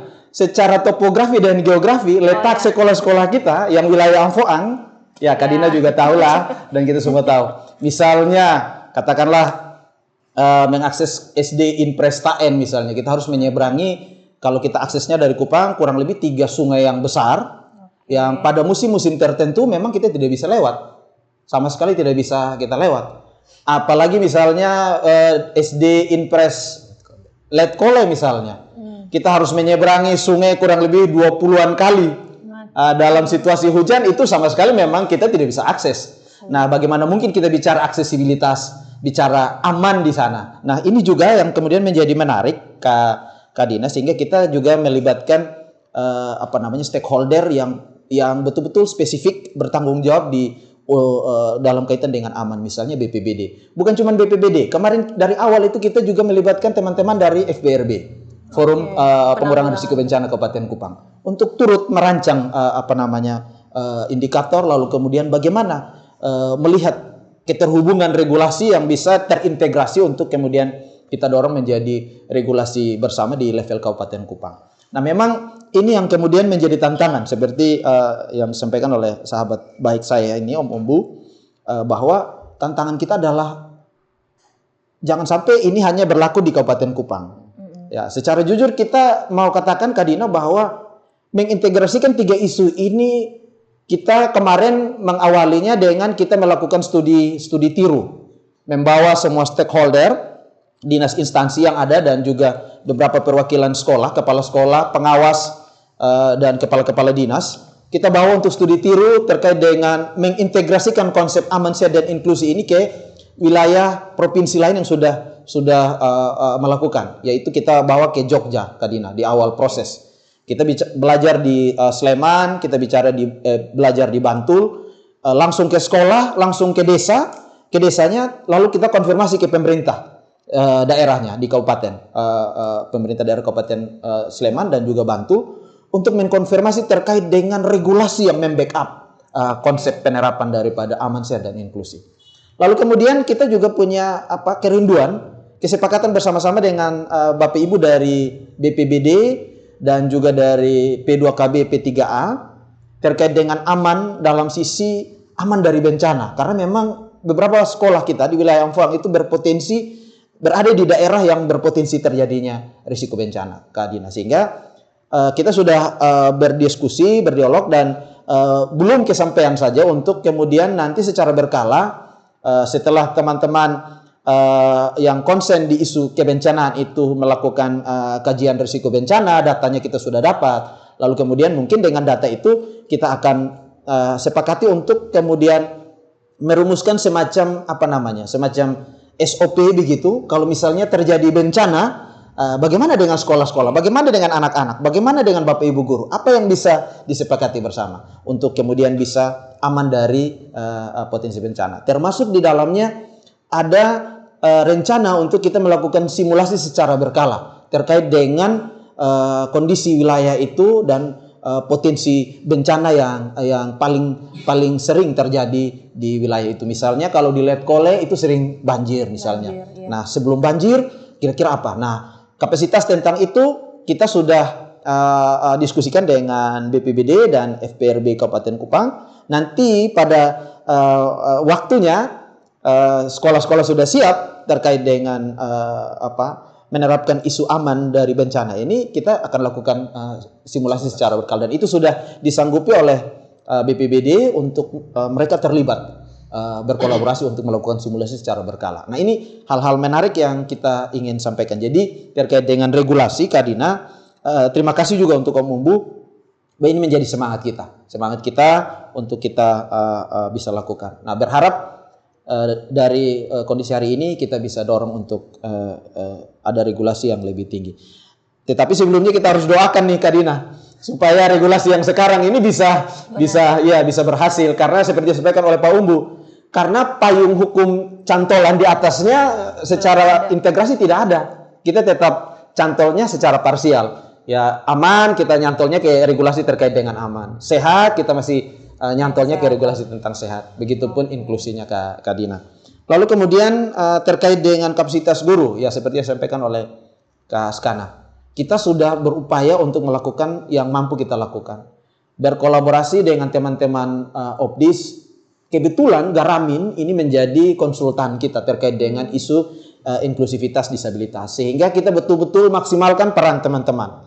Kita lakukan supervisi ke sekolah, ke lapangan, teman-teman Garamin kita libatkan. Maksudnya supaya mereka melihat secara langsung dari sisi inklusivitas disabilitasnya, lalu kemudian ada rekomendasi-rekomendasi apa yang perlu disampaikan ke kita untuk kita perbaiki. Dan Garamin cukup punya peran penting, Kak Dina, termasuk bagaimana mengkapasitasi guru terkait dengan bahasa isyarat dan penggunaan audiovisual.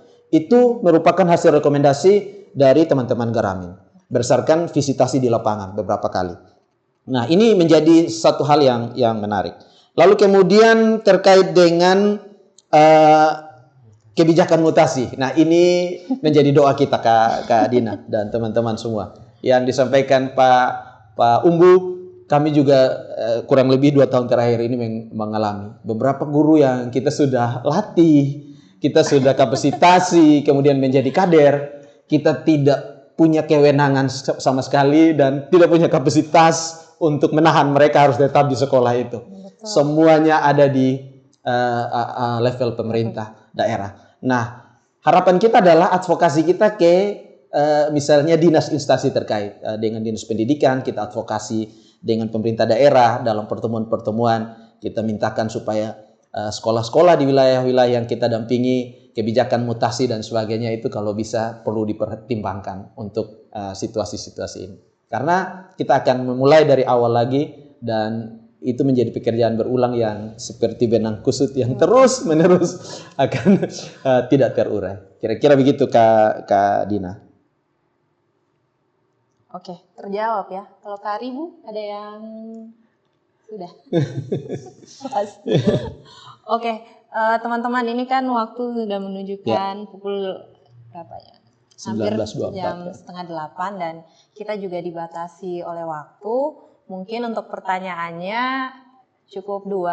Ataukah ada teman-teman yang mau bertanya atau share? Masih ada? Oh, masih ada. Oke, 1 ya. Yang terakhir. 1. Setelah itu kita langsung statement penutup dari 2 orang narasumber kita. Silakan, Kak. Oke.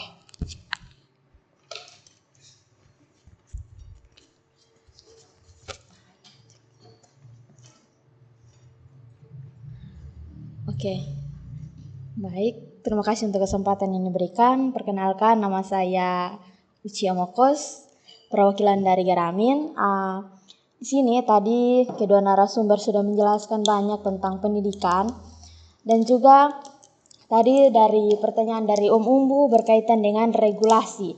Dan juga ada harapan untuk regulasi ini tidak hanya sampai kepada tingkat kabupaten tetapi tingkat nasional.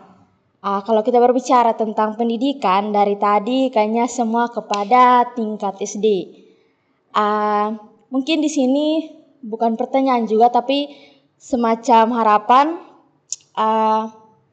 untuk kedepannya mungkin untuk pendidikan sekolah aman ini bukan saja di SD saja, seperti regulasi ada harapan untuk ke tingkat nasional, tetapi untuk pendidikan ini juga kalau mungkin dimungkinkan ke depannya mungkin lebih ke perlu ditingkatkan untuk tingkat yang lebih tinggi lagi karena seperti kita ketahui setelah SD mungkin masuk lagi ke SMP dan ke selanjutnya. Jadi kalau anak-anak yang di SD sudah mendapatkan sekolah aman nih, bagaimana kalau mereka masuk ke SMP, SMA dan juga tingkat yang lebih tinggi? Oke, mungkin ini saja. Terima kasih.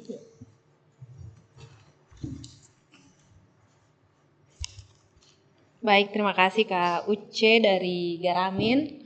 Untuk yang kedua ini satu saja ya. Satu saja. Ya menarik juga ya regulasi. Jangan sampai kerja-kerja teman-teman selama ini yang coba membangun ekosistem sekolah asik itu berhenti hanya sampai di SD. Bila perlu diregulasi mungkin itu dimungkinkan untuk di sekolah di tingkatan yang lebih atas SMP ataupun SMA di Kabupaten Kupang sehingga anak-anak ini tidak hanya berhenti sampai ke level SD saja. Silakan ditanggapi Kak. Bisa mulai? Oh ya, kalau soal harapannya pasti dan tentu kita semua berharap dia berlanjut begitu, bukan hanya di SD tapi dengan harapan setelah anak-anak ini dia dari SD dan akan lanjut ke jenjang pendidikan yang lebih tinggi dia juga mendapatkan metode dan pembelajaran yang sama begitu. Sehingga menjadi pesan buat kita semua adalah dia jangan berakhir hari ini di SD tapi mari kita sama-sama bergerak dan berupaya untuk menyuarakan hal ini supaya dia berlanjut bukan hanya di sekolah dasar tapi di SMP, SMA dan perguruan tinggi begitu. Oke, baik. Makasih Kak Sana. Mungkin mau Bertus ada harapannya juga dari kerja-kerja 1,5 tahun ini. Ya, tadi sudah disinggung sebenarnya. Kita ini terbatas dalam segala hal. Oh iya. Ya, sebagai NGO, sebagai mitra pembangunan, kita pasti terbatas. Terbatas dari sisi waktu, dari sisi anggaran, dan sumber daya yang lainnya.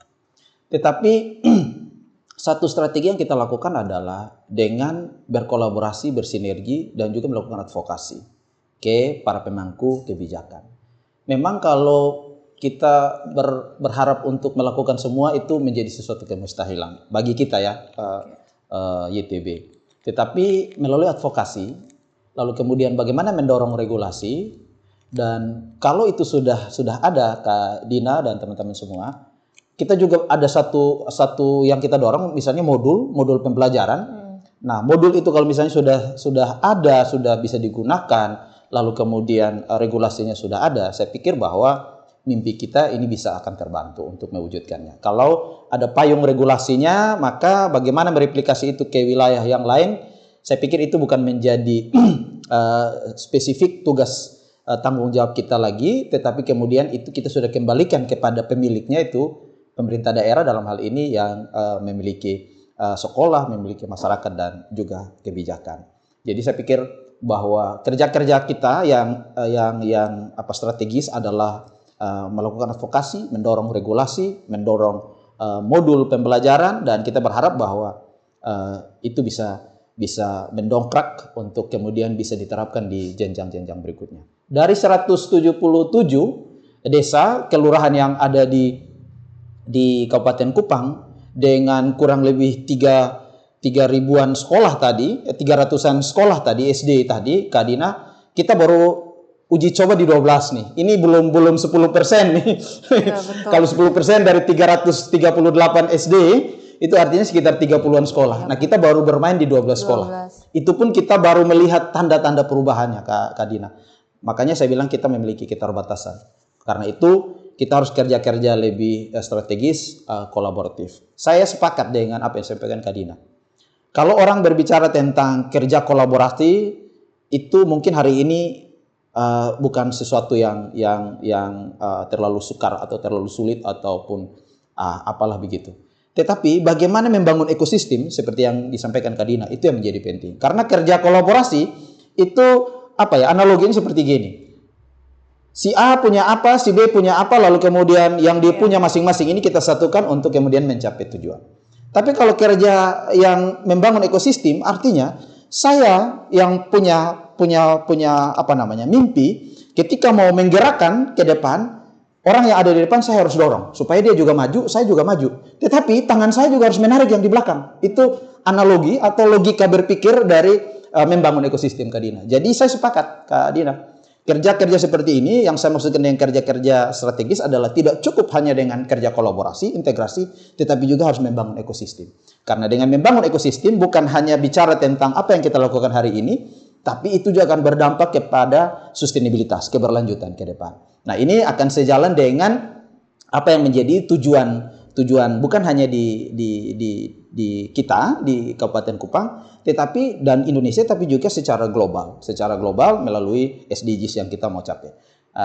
Sekolah Asik sendiri itu menyasar ada 3 tujuan secara global SDGs. Tujuan 3 tentang kesejahteraan, kehidupan yang sejahtera, lalu kemudian tujuan 4 tentang pendidikan berkualitas, lalu kemudian tujuan global yang kelima itu terkait dengan kesetaraan gender equality dan sebagainya. Nah, ini menarik Kak Dina. Jadi kerja-kerja strategis kita harus kita mainkan seperti itu, mendorong, mengadvokasi supaya apa yang tidak mampu kita lakukan itu diambil alih dan dilakukan oleh pemangku kebijakan di wilayah itu. Kira-kira seperti itu. Oke.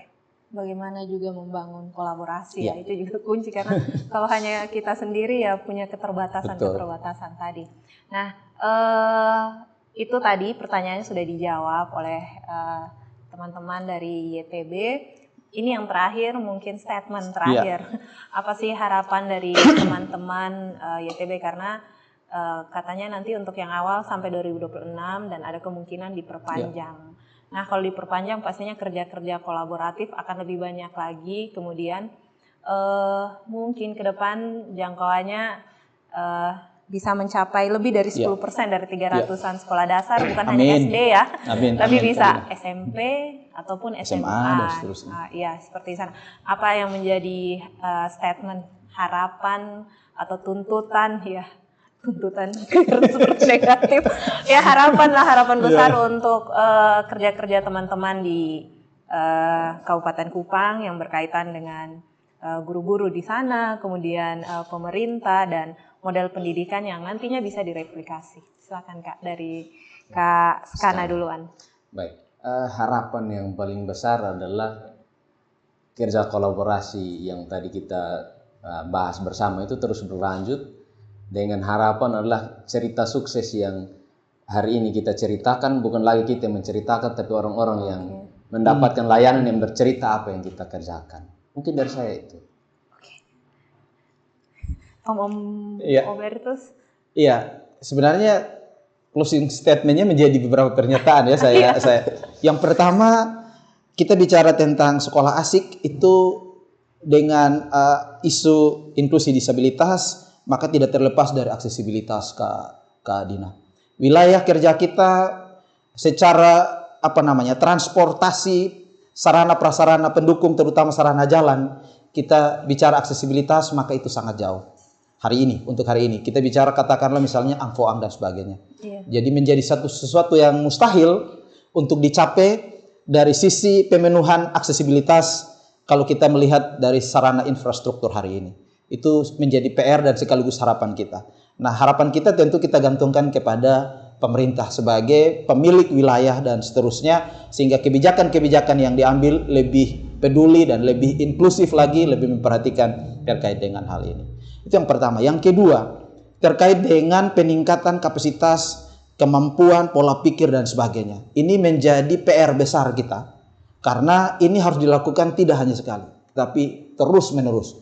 Memberikan pemahaman dan memberikan pengetahuan dan seterusnya ini menjadi sesuatu yang perlu kita lakukan secara terus-menerus, sehingga pada titik tertentu masyarakat yang kita dampingi itu bisa seperti yang disampaikan oleh Kakak Skana, memahami tentang apa yang menjadi kebutuhannya dan mereka yang menyuarakan sekaligus memperjuangkan untuk pemenuhannya. Itu yang kedua. Yang ketiga, dari sisi pemerintah daerah, kita terus berharap pemerintah daerah Kabupaten Kupang yang sudah sangat terbuka dengan kerja-kerja kita, terutama dengan semua mitra pembangunan yang ada di wilayah Kabupaten Kupang, ini terus ditingkatkan. Kita tidak hanya cukup bekerja secara kolaboratif, tetapi seperti yang saya sampaikan di awal tadi, kalau bisa ini ditingkatkan menjadi satu ekosistem kerja untuk mewujudkan mimpi besar Kabupaten Kupang menjadi Kabupaten Kupang yang inklusif di tahun 2030. Dan yang terakhir adalah mari kita semua jangan takut untuk berinovasi, sepanjang inovasi itu untuk mewujudkan mimpi-mimpi terbaik bagi kesejahteraan masyarakat kita. Jadi itu yang menjadi statement saya yang terakhir. Bukan untuk berpulang ya Kadina, statement untuk mengakhiri diskusi ini. Oke, baik, terima kasih. Oh, sudah selesai? Sudah selesai. Oh, sudah. Terima kasih Kak Skana, Om Obertus. Kita berikan tepuk tangan dulu untuk dua narasumber kita.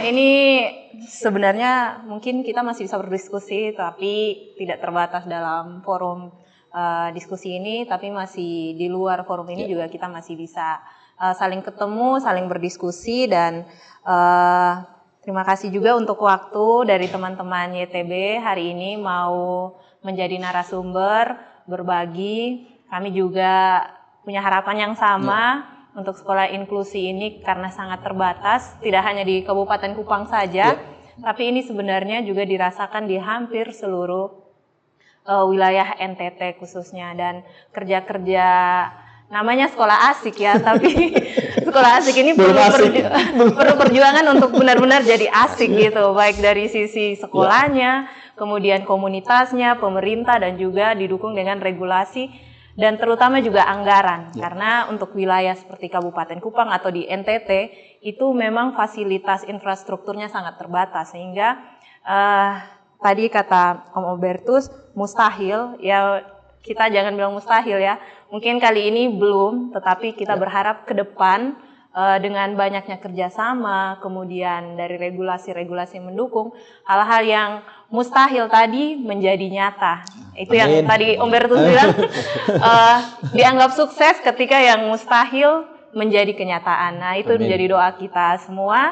Sekali lagi terima kasih. Semoga kita masih bisa bertemu dan berdiskusi di lain kesempatan, tidak hanya di forum-forum ini karena ini juga terbatas. Mungkin bisa menarik pembelajaran yang lebih atau sharing lagi dengan teman-teman di wilayah lain. Terima kasih, saya Dina Soro dan dua orang, ada Kak Skana dan Om Obertus, Kak Skana dan Om Obertus mengucapkan terima kasih dan kami undur diri dari diskusi kita sore hari ini. Terima kasih. Terima kasih. Terima kasih. Ya, terima kasih.